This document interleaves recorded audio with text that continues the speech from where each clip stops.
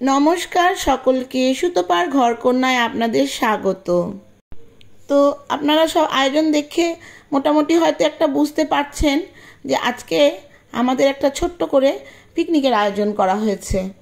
তো দিনটি ছিল শুক্রবারের। তো বৃহস্পতিবার দিন থেকে দুপুর থেকে আমাদের এখানে বৃষ্টি শুরু হয়েছে। তো কখনো ঝিরঝির করে, কখনো ঝমঝম করে, কখনো টিপটাপ করে, এরকমভাবে কিন্তু অনবরত বৃষ্টি হয়েই যাচ্ছে। তো আজ সকালবেলাও প্রচণ্ড বৃষ্টি হচ্ছিল।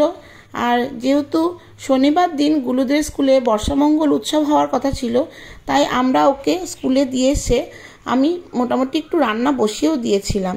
তো তারপরেই আমাদের ঠিক হলো যে আমরা পিকনিক করব। তো পিকনিকের আয়োজন করতে করতেই তারপরেই দেখলাম হঠাৎ করে বৃষ্টি উধাও, আস্তে আস্তে এরকম পরিষ্কার হতে লেগেছে আকাশ। তো আমিও একটু ছাদে গিয়ে তাই ভিডিও করে নিলাম।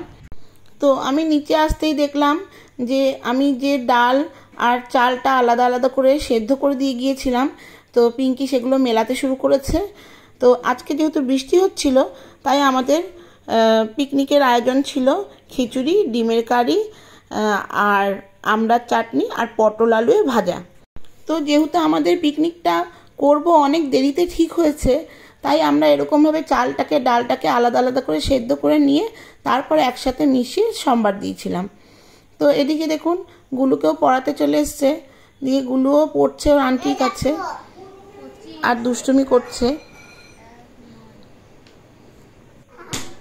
তো গুলুর কিন্তু পড়ার ছুটি হওয়ার সময় হয়ে গেছে, আর গুলু দুষ্টুমি করছে বলে গুলুর আন্টিও ওর সঙ্গে খানিক মজা করছে।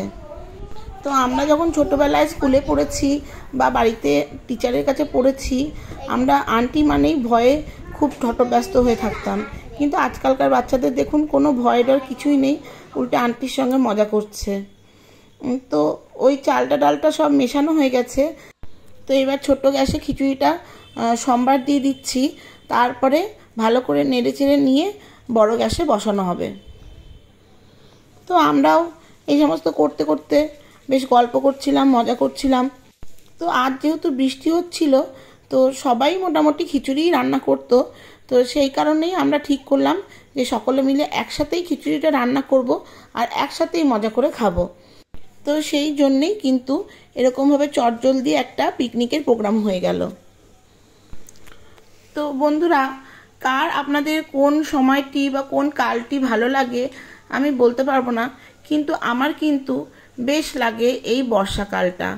আর তারপরে যদি আমি সকালবেলা ঘুম থেকে উঠে দেখি যে আকাশ কালো করে মেঘ করেছে আর বৃষ্টি হচ্ছে, তাহলে আমার মনটা একদম খুশিতে ভরে যায়।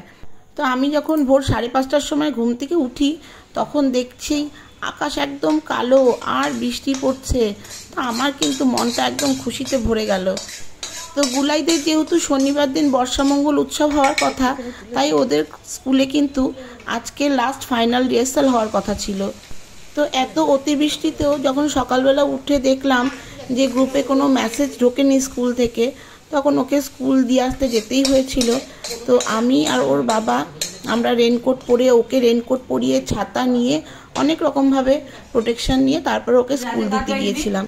তো চলুন দেখি, পিঙ্কির ওদিকে খিচুড়িটা মোটামুটি রেডি হয়ে গেছে। এবার আমাকে বললো যে তুই ডিমের কারিটা করে নে। তো মশলাটা আমি ছোট গ্যাসে কষিয়ে নিয়েছিলাম, তারপরে এই বড় গ্যাসে নিয়ে এসে ডিম আলু সব দিয়ে ভালো করে নাড়িয়ে চাড়িয়ে আবার নামিয়ে নিলাম। তো মাঝে আর কোনো ভিডিও ক্লিপ নেওয়া হয়নি, কেন কি গুলু আমার ফোনটা নিয়ে পালিয়ে গিয়েছিল। টিভিতে লাইন আসছিল না এই বৃষ্টির কারণে, তো ও আমার ফোনেই কার্টুন দেখছিল। তো তারপরে যখন ফোনটা হাতে পেলাম, তখন অলরেডি আমার ডিমের কারিটা হয়ে গেছে। তো সব কাজ সেরে নেওয়ার পরে আমরাও খানিকক্ষণ আড্ডার আসর বসিয়েছিলাম। তো এইসব করতে করতে গুলুর বাবারও বাড়ি ফেরার সময় হয়ে গিয়েছিল। ওর বাবা বাড়ি ফিরে তারপরে হিয়াকে আনতে গিয়েছিল স্কুল থেকে। তো আজ হিয়াকেও স্কুলে যেতেই হতো, কেননা ওর সেকেন্ড ইউনিট টেস্ট পরীক্ষা চলছে। তো দুপুর অনেকটাই হয়ে গেছে, তাই তাড়াতাড়ি ঝটপট বাচ্চাদেরকে খেতে দিয়ে দেওয়া হয়েছে। তো তারপরে হিয়ার বাবাকেও খেতে দিয়ে দেওয়া হয়েছিল, কেননা ও যেহেতু দোকান যাবে আবার। ও আর আপনাদেরকে তো বলতে ভুলেই গিয়েছিলাম, আজ সকালে ওই বৃষ্টির মধ্যে গুলুকে স্কুলে ছেড়ে আমরা দুজনে ভিজতে ভিজতে গিয়েছিলাম শান্তিনিকেতন একটু বেড়াতে। ভালো হয়েছে তো? কি খাচ্ছ তুমি?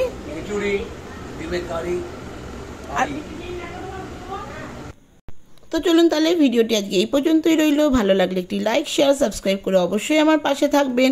তো আমার সাবস্ক্রাইবার বন্ধুদের জন্য রইল অসংখ্য ভালোবাসা। আর যারা আমার চ্যানেলটিকে এখনও সাবস্ক্রাইব করেননি প্লিজ সাবস্ক্রাইব করে দেবেন। Thank you.